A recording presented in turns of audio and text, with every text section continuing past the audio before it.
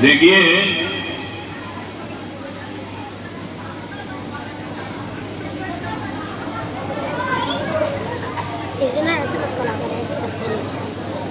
महापुरुष कहते हैं कि गुरु के आदेश का पालन ही गुरु की पूजा कहलाती है।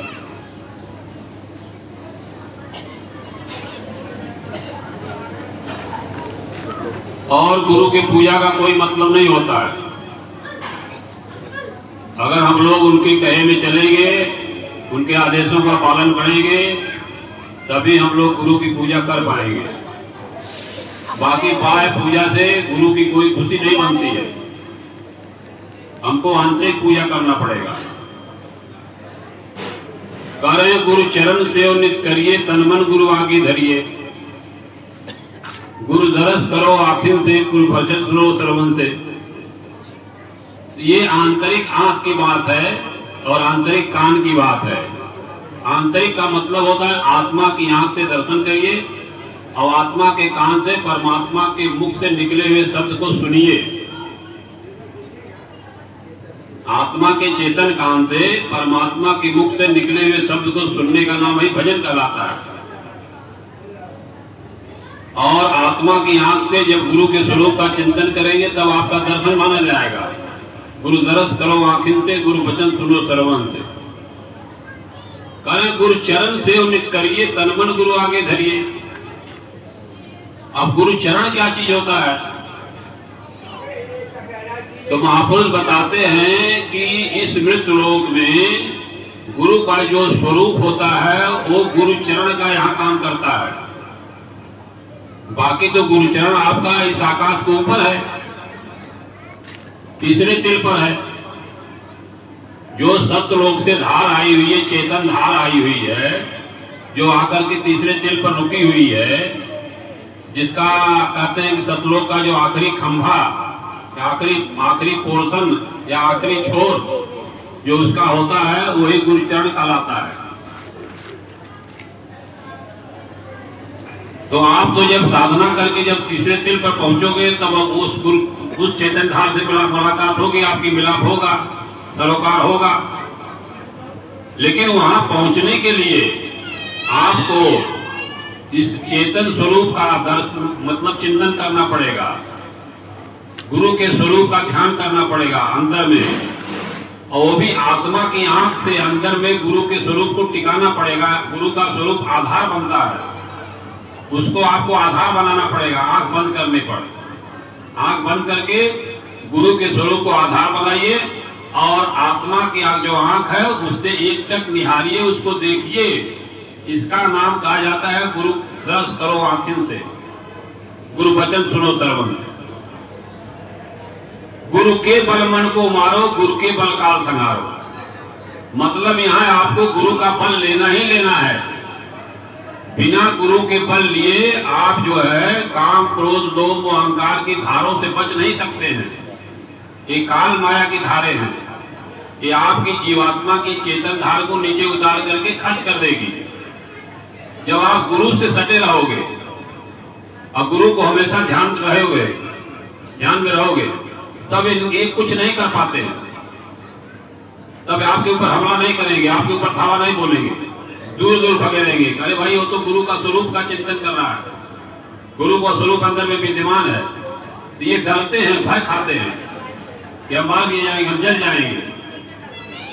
इसलिए गुरु के स्वरूप का चिंतन करना बहुत जरूरी होता है। बोलिए जय गुरुदेव, जय गुरुदेव। आखिरी लाइन देखिए है, कह रहे हैं गुरु से बड़ा नहीं अनामी।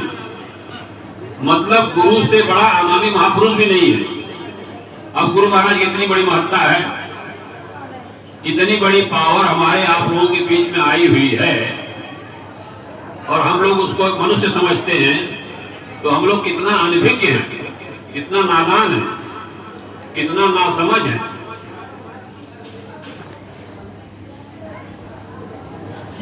तो कितनी बड़ी महिमा गुरु की है, चेतन गुरु की कितनी बड़ी महिमा है, ये थोड़ा सा गंभीरता से समझने का विषय है।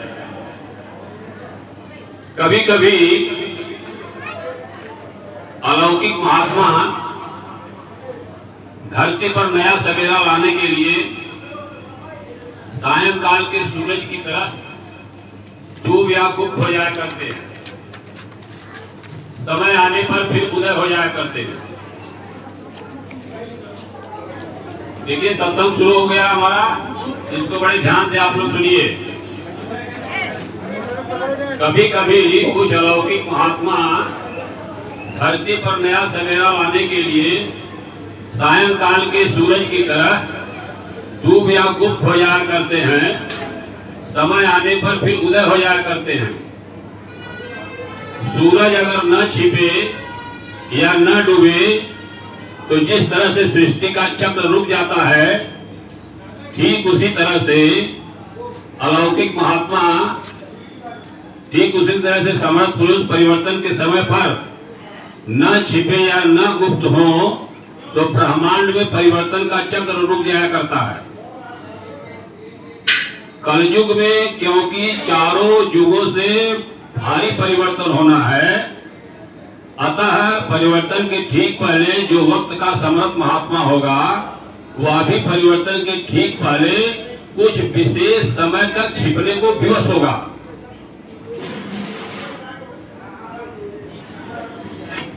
अब इतनी बड़ी लीला खेला आप लोग कहते हो कि गुरु महाराज की लीला खेला है, लीला खेला करना है, करे हैं, किए हैं, लेकिन कहते तो हो लीला खेला, लेकिन हम लोग कहते हैं लेकिन मानते नहीं है, समझदारी नहीं अपनाते हैं।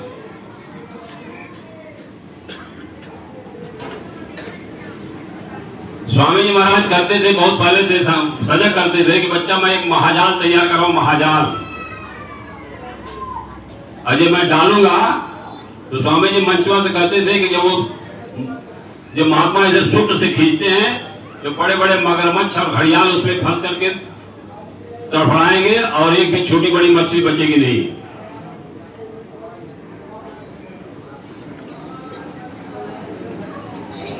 इन सब वचनों का मतलब स्वामी जी ऐसे थोड़ी नहीं बोलते थे। वो महाजाल क्या है, कैसे क्या है, कैसे लीला खेला किए हैं। अरे भाई एक साधारण मनुष्य की तरह से बीमार होना और चल देना, ये सब कोई महापुरुषों संतों महात्माओं की लीला खेला इस तरह से नहीं होती है। संत महात्मा अलग होते हैं, डिक्लेयर करते हैं, संगत बुलाते हैं, सारी बात करते हैं। ये नहीं कि स्वामी जी महाराज एक बार स्वामी महाराज के मैं 95 साल का हो गया हूँ और दूसरी साल कह रहे हैं कि मैं 102 साल का हो गया हूँ। मतलब अपनी 7 बरस जो उम्र जो 21 साल में बढ़ा दिए। तो लोग कहते थे कि ये बाबा जी गुरुदेव बुढ़े हो गए हैं, इनका दिमाग काम नहीं कर रहा है। वो तो महाजाल तैयार कर रहे हैं स्वामी महाराज अपना, कैसे कैसे क्या क्या कर रहे हैं। तो हमारा कहने का मतलब ये है कि ये लीला खेला है स्वामी महाराज की, इसको आप समझिए और इसको मानिए, तब तो कुछ बात समझ में आएगी। तभी जो रूहानी सत्संग मैं करता हूँ, चैतन्यता का जो सत्संग मैं करता हूँ, तब समझ में आएगा। और ये सत्संग मैं सब लोगों के बीच में नहीं करता हूँ, सत्संग मैं सब लोगों के बीच में नहीं करता हूँ। ये जितने भी गुट बने हुए हैं, किसी गुट में मैं जाता होता नहीं हूँ। वहां हमारी सत्संग की धार ही नहीं बनती है और वो कट जाती है। जहां लोग मई का भंडारा करते हैं वहां भी मेरी धार कट जाती, नहीं करता हूं मैं। पहली बात तो मैं जाता ही नहीं हूं, चाहे जितने बड़े आप साधक हो, चाहे जितने बड़े भजनानंदी हो, हम वहां कदम नहीं रखते हैं। आपके संगतों पर गुरु महाराज की दया है, इसका मुझे पता लगता है, इसलिए मैं बार बार आपके यहाँ आता हूँ। बोलिए जय गुरुदेव। अब मेरा इशारा आप लोगों ने समझ लिया, मैं किस विचार का हूँ और कैसा मैं सत्संग करता हूँ। जब गुरु महाराज को आप अपने हाजिर नाजिर समझोगे तब ये सत्संग समझ में आएगा। मैं देखिए सीधी बात यह है कि मैं कभी बोलने का, सत्संग करने का काम नहीं किया। मथुरा आश्रम पर रहता था स्वामी जी के साथ, और लेकिन कभी मैं खाली ऐसी पोथी का पाठ में मतलब अपना करता था साधन भजन के लिए। जब बैठता था तो इसमें से लेता था, इसमें संग हमको बड़ा रस आता था। लेकिन जब लीला खेला स्वामी महाराज ने कर दिया तो मैं जा रहा था कहीं, तो कह रहे हैं कि तुमको अब चुप नहीं रहना है, बोलना है। अंदर में इशारा हो रहा है कि तुमको बोलना है। तो अंदर ही अंदर गुफ्तगू हो रही है कि हमको तो स्वामी जी बोलने नहीं आता है, मैं क्या बोलूंगा। तो अंदर में इशारा है कि एक पोथी तो है तुम्हारे पास ना, उनके हाँ स्वामी जी पोथी तो है, हाँ पोथी हमारे बगल में रहेगी तो मैं बोल लूंगा। इतना मेरी हिम्मत रहती थी। तो सन 13 के जनवरी से मैं बोलना थोड़ा थोड़ा शुरू किया, और इसी किताब से।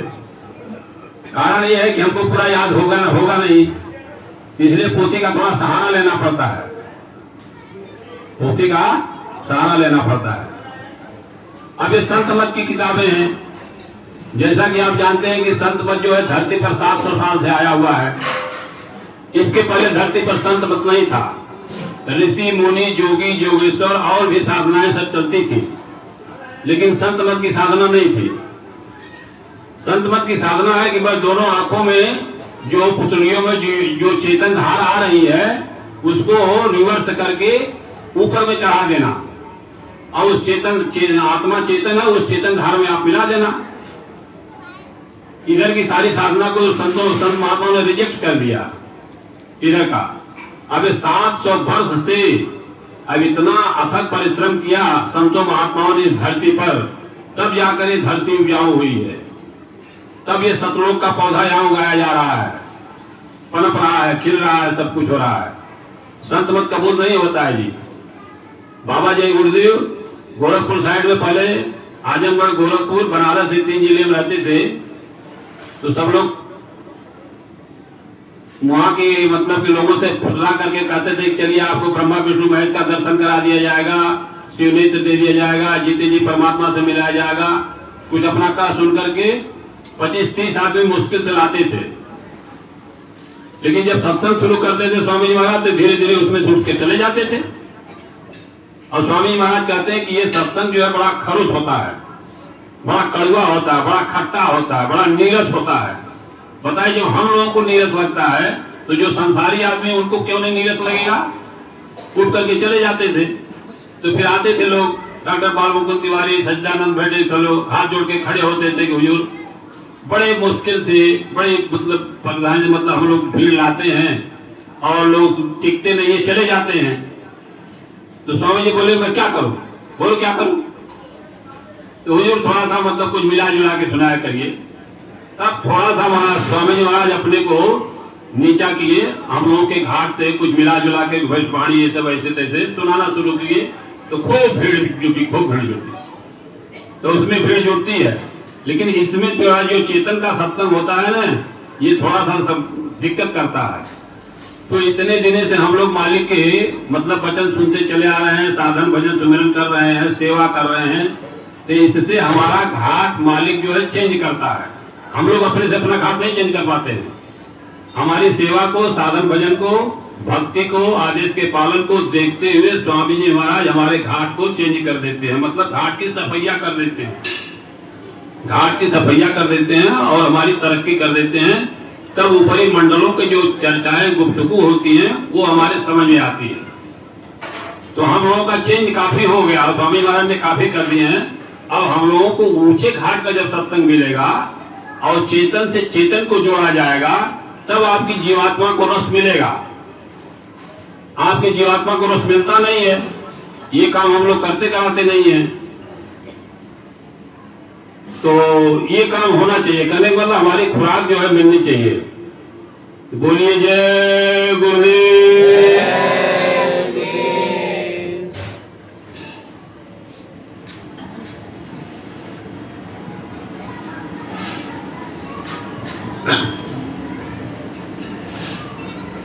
जय गुरुदेव। अब आप लोग खाली सुनेंगे, दोहराएंगे नहीं। गुरु के चरण पर चित बलिहारी, मन पर तीत करूं देह सारी।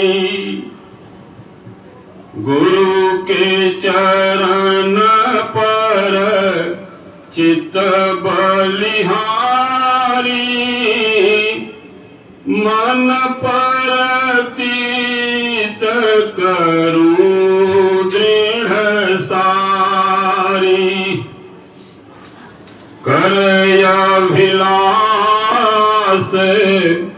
दूर से आयो अचरज दरस नैन भर पायो।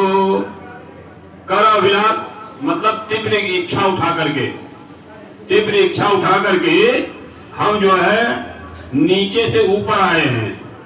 मतलब जो ये 10 दरवाजे हैं, 9 दरवाजे हैं, जो हमारी जीवात्मा की धार हर जगह पूरे शरीर में, भास में, रोग रोग में फैला हुआ है, उसको गुरु स्वरूप के जरिए गुरु के चरण पर चित्त भलिया भी, तो गुरु स्वरूप ही गुरु चरण का बात है यहाँ पर, बाकी और गुरु चरण की बात नहीं है। उनका गुरु स्वामी महाराज बहुत इशारे में भी लोग समझाते थे कि अरे बच्चा तुम लोग उन धनियों को तो देखे नहीं हो, तो उनका ध्यान कैसे करोगे तुम लोग? अरे तुम तो मतलब अपने को करते थे, वो भी इशारे में करते थे, वो सामने देख रहे हो, तुमको इनका ध्यान मतलब गुरु का ध्यान करना चाहिए। अब गुरु तो सब में समाहित है, सारे धनी अनामी महापुरुष सब गुरु में समाहित है, गुरु रूप में समाहित है। अब हम उनको मनुष्य शकल समझेंगे तो नहीं कुछ समझ पाएंगे। जैसे 50 साल पहले किसी को आपने देखा होगा, उसकी भी फिगर कभी कभी चित्त में समा जाती है। आप गुरु महाराज को सामने देख रहे हो, अब आंख बंद करके जरा सा उनके फोटो, उनकी फिगर, उनका रूप अंदर में उतारो तो नहीं उतरता है। अगर गुरु मनुष्य होते तो उनकी फिगर अंदर आते नहीं, चित्र आता नहीं।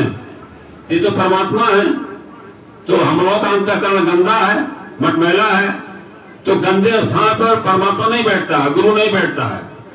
उसके लिए स्वच्छता चाहिए, तब गुरु बैठेगा। अभी हम लोग साधन भजन करके जो है थोड़ा स्वच्छ कर लिए, स्वच्छता आ गई है, तब वो कह रहा कि गुरु के चरण पर चित्त बलिहारी, मैं अपना सब कुछ बलिहार जाता हूं। अब चित्त में और कोई नहीं बचता है, खाली गुरु का स्वरूप ही बचता है। और गुरु के स्वरूप में जो नूरी स्वरूप है, इतना कशिश है, इतना आकर्षण है, इतनी खींच शक्ति है उसमें कि मतलब गुरु न तो आप गुरु के स्वरूप को छोड़ पाते हो और न गुरु का स्वरूप आपको छोड़ता है। स्वामी जी महाराज समझाते हैं कि बच्चा, इस धरती के नीचे कोई पिलर नहीं लगा है, कोई खंभा नहीं लगा है, ये धरती किस पर टिकी हुई है? तो लोग कहते हैं शेषनाग के फन पर टिकी हुई है। अब उनसे पूछा जाता शेषनाग का फन क्या है, तो कुछ नहीं बता पाते। शेषनाग कहते हैं त्रिलोकीनाथ को। तो स्वामी जी महाराज के समझाने का मतलब यह है, वो इशारा क्या कर रहे हैं कि धरती किस पर टिकी हुई है? कह रहे हैं धरती जो है खींच शक्ति पर टिकी हुई है। किसके शक्ति पर टिकी हुई है? चंद्रमा की खींच की शक्ति पर। ये पूरा धरती का जो लोड हो रहा है उसको चंद्रमा, ये पर्वत है, वन है, धरती है, पूरा मतलब समुन्द्र है।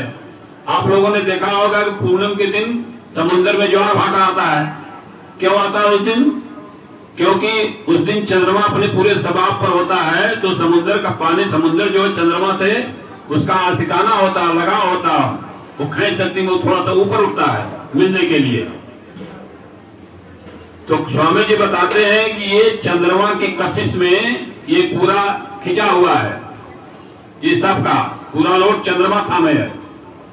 और चंद्रमा सूरज की कशिश में है, सूरज इन तारामंडलों की कशिश में है। और तारामंडल किसकी कशिश में है? तो कहते हैं जो ध्रुव तारा है। बड़े ध्यान से आप सुनिए, सारे ताराओं की स्थिति बदल जाएगी, लेकिन ध्रुव तारा की स्थिति नहीं बदलती है, वो अडिग रहता है। सारे तारे, सारे मंडल उसका चक्कर करते रहते हैं। इसी ही ध्रुव तारा जो है, स्वामी जी बताते हैं उस चरण कमल का ये बिंब है। गुरु महाराज तो यहाँ कहते हैं हजारों बार बिंब प्रतिबिंब बनते हुए ये ध्रुव तारा आया हुआ है। ये ध्रुव तारा ही उस गुरु चरण की नकल है, गुरु चरण। तो इसलिए स्वामी जी महाराज कहते हैं इशारे में, जब तक वहां तुम नहीं पहुंच पा रहे, वहां कैसे पहुंचोगे? ये गुरु का स्वरूप ही मृतलोक में गुरु चरण का काम करेगा। अब इसको हम लोग प्रैक्टिकल नहीं कर पाते हैं, अनुभव नहीं कर पाते हैं। हम जनरल मनुष्य का चेहरा समझ करके छोड़ देते हैं, ध्याते नहीं, रगड़ पट्टी नहीं करते हैं, मेहनत नहीं करते हैं साधना में, ध्यान में, भजन में, सब कुछ में। इतना सब कुछ देने के बाद अब वही बात आ रही है कि गुरु के चरण पर चित्त बलिहारी, मन परतीत करूं दृढ़ सारी, करयाभिलाष दूर से आयो, अचरज दरस नैन भर पायो। अबे हम लोगों की जो आत्मा है जब वहां पहुंच गई तो वो बयान कर रही है। अब आगे करते हैं, जब ये हम इतना हम लोगों को मतलब पहुंच गए हम लोग, तब ये काल माया का जो देश है ये कैसे हमको हैरान करता है, कैसे परेशान करता है। अब हमारा ही मन बुद्धि चित्त जो काल का औजार है ये कैसे आत्मा को मतलब कि नीचे गिराना चाहता है। अब उसका बयान महापुरुष करते हैं। ये राधा स्वामी महाराज जो लिख कर गए हैं ये हम लोगों के लिए लिख के गए हैं कि इससे आप लोग सहूलियत उठाएंगे, फायदा उठाएंगे, आपको लाभ मिलेगा, आपकी जीवात्मा को ताकत मिलेगा। इसका अवलोकन करना चाहिए ढंग से। करें काल करी अपनी ठगियाई, मन बिच नाना भरम उठाई।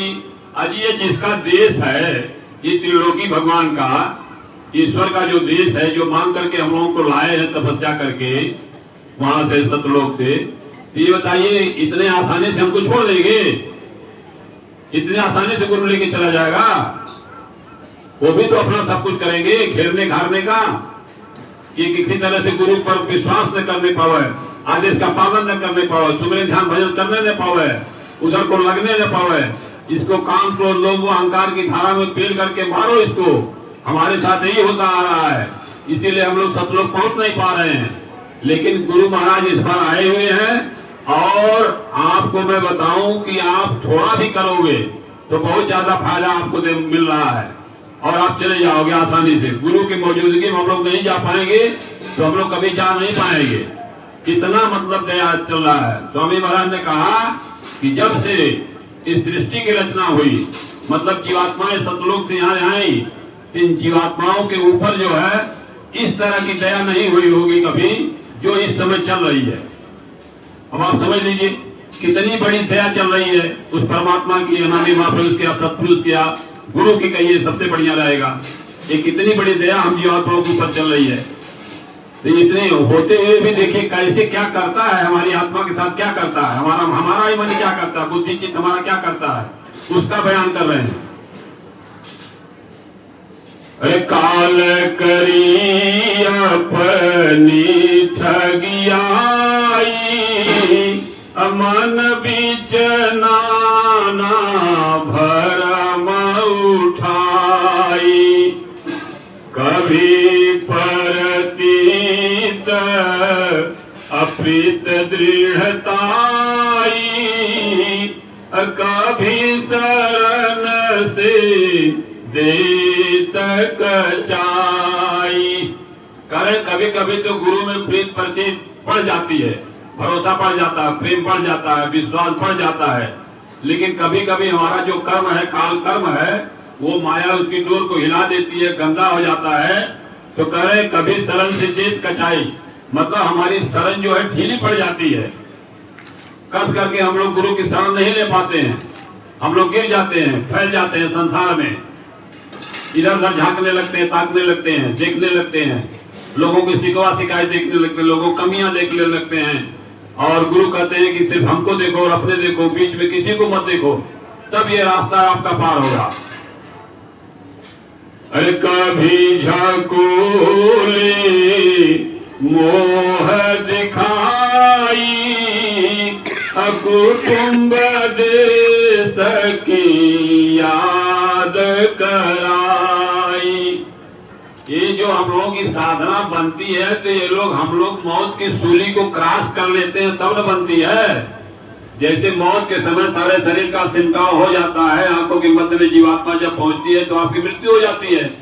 उसी तरह से जब आपकी साधना होती है तो पूरे शरीर से सिमटाव होकर के दोनों आंखों के ऊपर हम पहुंचते हैं तो हमारी मृत्यु हो जाती है। एक तरह से इधर का सब ध्यान हट जाता है, लेकिन अब उधर का हम लोग रुके हुए हैं, टिके हुए हैं, चल रहे हैं, उधर का सुध ले रहे हैं, चिंतन बना रहे हैं, तो अब इधर नीचे को हमको खींच रहा है, तो कह रहा है कि कभी झकोले मोह दिखाई कुटुंब देश की याद कराई।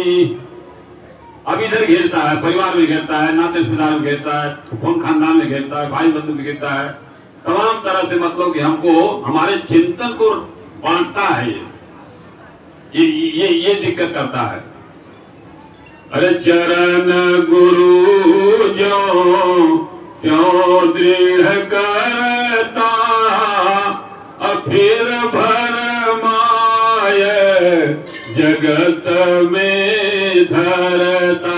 किसी तरह से हम लोग घेर घार करके, रोग आकर के, कलप करके, गुरु से दया की मांग करके किसी तरह से हम लोग थोड़ा सा अपने को स्थिर करते हैं, दृढ़ करते हैं, तो फिर जो है क्या करता है, ये मन जो हमको भरमा देता है। कहा उधर कुछ नहीं है, इधर नीचे उतरो और चेतन धार जो आत्मा की चेतन धार है उसको इंद्रियों के दरवाजे पे लेकर उतर जाओ। और यहाँ खाने में, पीने में, देखने में, सुनने में, भोग करने में, इंद्रिय भोग करने में, सब में बड़ी मजा है। अरे बड़ी मजा है तो तुम्हारे पास कुछ है? अरे अपनी आत्मा की चेतनता की धार वो आकर के यहाँ दरवाजे पर खर्च करता है तब न पाता है। तू ये चल रहा है, ये किनका है, जत्था था, अगर वो न दे तो कैसे पावे तू? ये मन बदतमीजी करता है, हमारे इंद्रियों के दरवाजे पर ला करके चेतन धार को खर्च करता है। स्वामी जी महाराज कहते हैं कि बच्चा वो कुत्ता होता है, कुत्ता वो हड्डी को ले जा करके आड़ में चूसता है और चूसते चूसते जब उसके जबड़े से खून आता है तो कहता कि ओहो इस हड्डी से खून आ रहा है। इतना बड़ा भ्रम है, इतना बड़ा भ्रम पैदा होता है। उसी तरह से इस दुनिया की रचना में भ्रम एक तत्व डाला गया है। ये भ्रम तत्व जो है, जब तक आप चेतनता का सत्संग नहीं सुनेंगे तब तक आपके अंदर से भ्रम तत्व जा नहीं सकता है, भ्रम तत्व आपका गायब नहीं हो सकता है। इसलिए महात्माओं ने कहा कि इस कम जतन और नहीं जानो। जो भ्रम तत्व हम लोगों के अंदर पड़ा हुआ है, ये भ्रम तत्व तभी गायब होगा जब जाग करके हम लोगों को सत्संग सुनेंगे। अरे चरण गुरु जो त्यों दृढ़ करता मन भरमाय जगत में धरता। क्या क्या कहूँ काल की लीला तपन उठावत खोवत सीला। जब सहज में सिमटाव आपका हुआ, सुमिरन ध्यान भजन के समय में जब सहजता से सिमटाव होता है, आप अपने पुतलियों पर जोर मत डालिए और आप अपने अंदर में घट में आप देखिए, जीवात्मा ज्ञान से देखिए। आंख कान बंद कर लेते हैं, सारी बात हो जाती है, लेकिन फिर भी क्रिया हम वही करते हैं। पुतलियों को आंख घट से बाहर करके हम देखते हैं। अरे भाई घट के अंदर इस संसार से बहुत बड़ा मैदान है, आप अपने अंदर ही पड़े रहो ना, वही निहारो, वही देखो।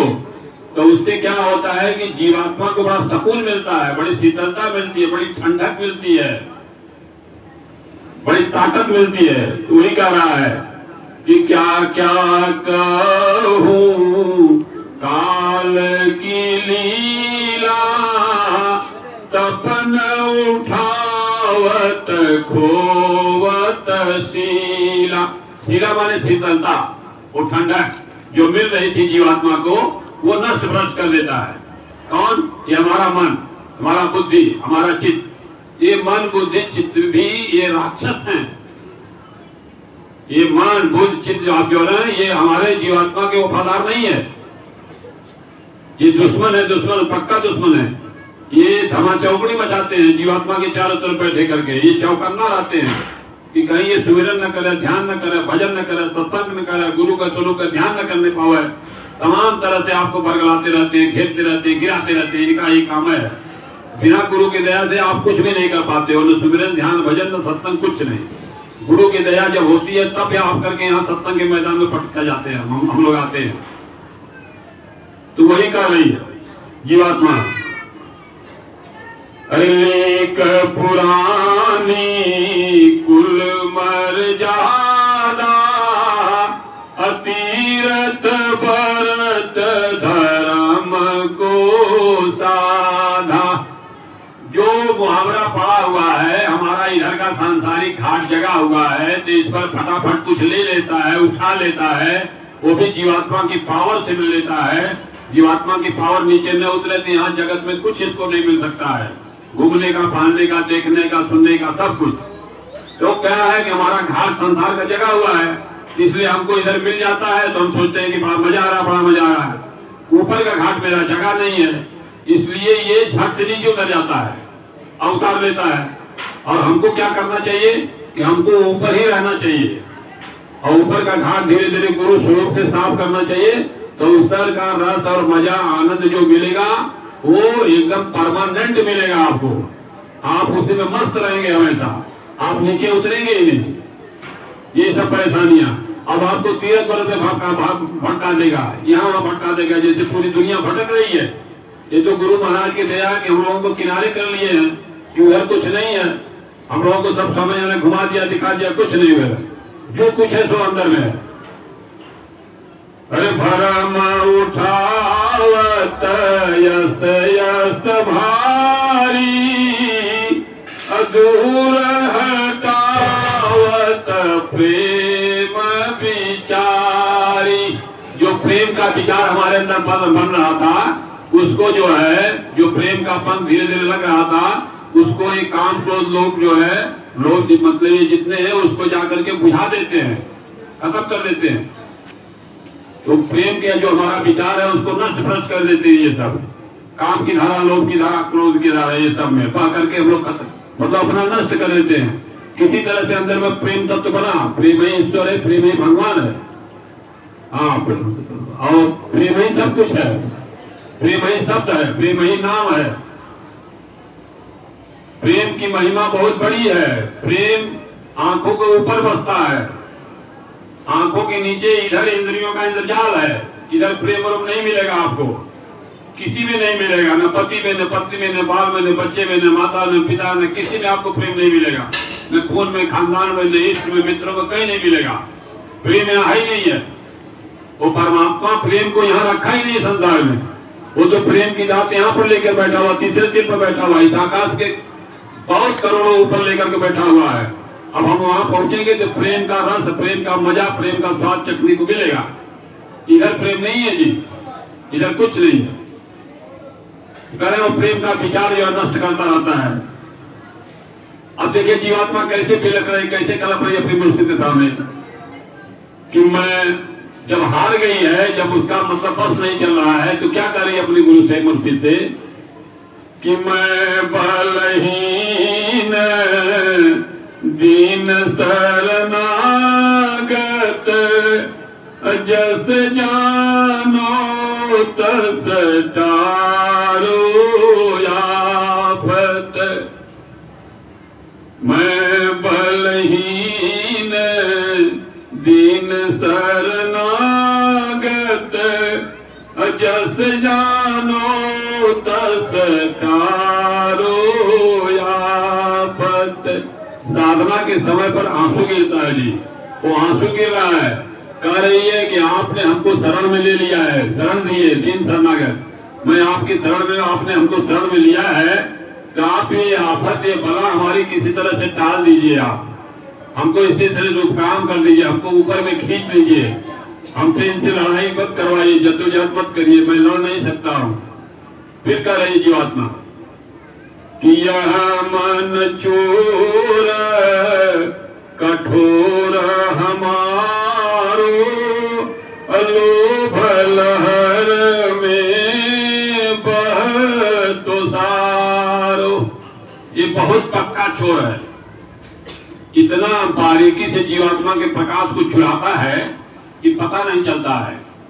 और ये काम तो लोगों को अहंकार इसी एटमॉस्फियर में है और ऐसे चुपके से आपके अंदर घुसेंगे कि आपको पता भी नहीं चलने पाएगा और समय आने पर फिर ये विकराल रूप धारण करेंगे और आपसे मतलब अनिष्ट काम करवा देंगे सब।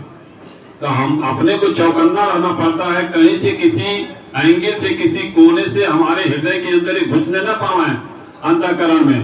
तो वही कह रही है जीवात्मा कि यह मन चोर कठोर हमारो लोभ लहर में बहतो सारो।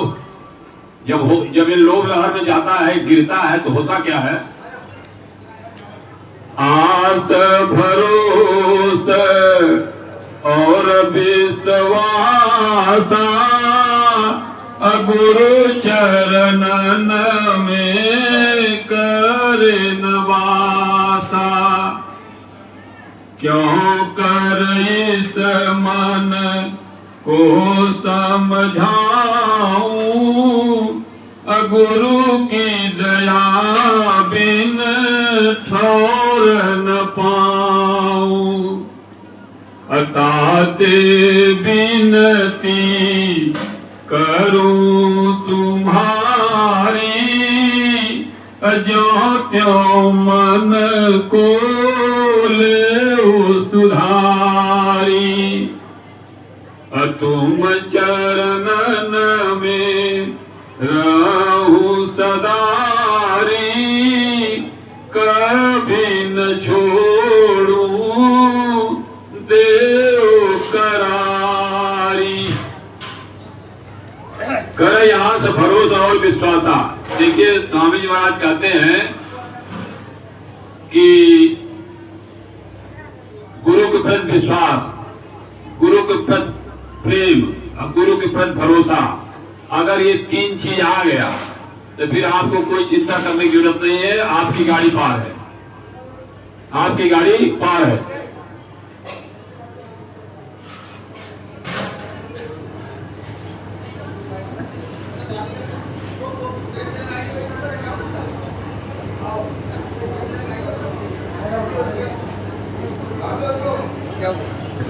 आपके चरणों में हमेशा लिप्त रहूं और आपके स्वरूप का हमेशा चिंतन कर रहा हूँ। आपसे प्रेम हमारा बना रहे, इस संसार से हमारा प्रेम मतलब लगाव खत्म हो जाए, ऐसा मेरे साथ मतलब कि आप दया करिए। चरण भेद गुरु दिया बताई, अनन निरख जन सूरत लगाई। मतलब जो आत्मा की आंख है, आत्मा की आंख की तवज्जो द्वारा, आंतरिक आंख की तवज्जो द्वारा मैं अपने सूरत को उन चरणों में जोड़ दिया, ऐसा मतलब जीवात्मा बोल रही है। जब गुरु ने अपना भेद बताया अंदर में, जब वो चल रही थी तब अंदर में उसको रास्ता दिखाए, तब जीवात्मा कह रहे कि उनके बताने के अनुसार मैं अपनी आत्मा की जो तीसरी आंख है उसकी तवज्जो के द्वारा मैं अपने तवज्जो के सूरत को मतलब कि उसके चरणों से जोड़ दिया। उनके चरणों से अंदर में जो सतलोक से धार, चेतन धार आई हुई है, हमारी जीवात्मा उसमें जाकर के टच हो गई, जुड़ गई। अब हमारा जो है सिलसिला चला गया ऊपर, वही डोर हम लोगों की छूट गई है। जब ऊपर से हम लोग आए तो उन्होंने कहा सतपुरुष ने कि ये डोर मत छोड़ना, मैं तुमको बुला लूंगा। तो किया क्या कि हम लोगों ने पहले तो नहीं छोड़ा, लेकिन बाद में इधर इंद्रियों को कुछ चाटते चाटते उधर डोर हमारी छूट गई। अब मैं यहाँ पर फंस गई हूँ, विलग हो गई हूँ। अब वो डोर हमको मिल नहीं रही है। अब वही डोर हमको चेतन डोर मिल जाए तो मैं यहाँ से निकल जाऊं, फिर मुझको कोई नहीं रोक सकता है। वो जब तक नहीं मिल रहा है तब तक हम लोग मारी मारी फिर रहे हैं, ये जीवात्मा मारी मारी फिर रही है। अब गुरु की दया हो जाएगी तो चेतन डोर हमको पकड़ा देगी, वो मिल जाएगा। बस इतनी सी बात है, ये प्रैक्टिकल ज्ञान है सब कुछ। थोड़ा सा गंदगी से बचना पड़ता है और गुरु स्वरूप का नाम लेना पड़ता है सहारा। अरे दो तिल छूट एक तिल दरसा, ज्योत निरंजन का पद परसा। दो तिल मतलब ये दोनों आंखों के, मतलब ये दो तिल छूट गया, मतलब अब एक आंख मतलब मेरा संसार जो है छूट गया।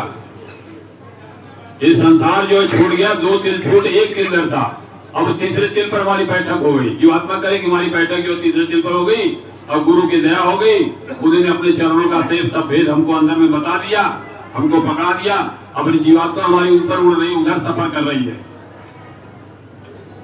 अरे आगे सुख मन घाट सुहाई, द्वार बंक में जाय समाई। घंटा शंख रही लौलाई, छोड़ता ही फिर त्रिकुटी आई। गरजा बादल मृदंग सुनाई, ओंकार गुरु शब्द जनाई। अब इधर देखो आरती है। आरती मतलब आओ और उसमें रत हो जाओ, इसी का नाम आरती है। अब आत्मा जो उधर ऊपर निशाई गई, अब उसमें रत हो रही है। सत्संग उसके ऊपर ही था, अब इधर सत्संग नहीं है। इधर कुछ समझाने बुझाने की नहीं है। अब इधर मतलब मिल गई तो फिर सत्संग की क्या जरूरत। अब तो ऊपर उठ गई, वो मिल गई, अपना सत्य से अपना चेतन से चेतन का मिलाप हो गया। अरे लीला देख सूरत हर खाई, आगे सुन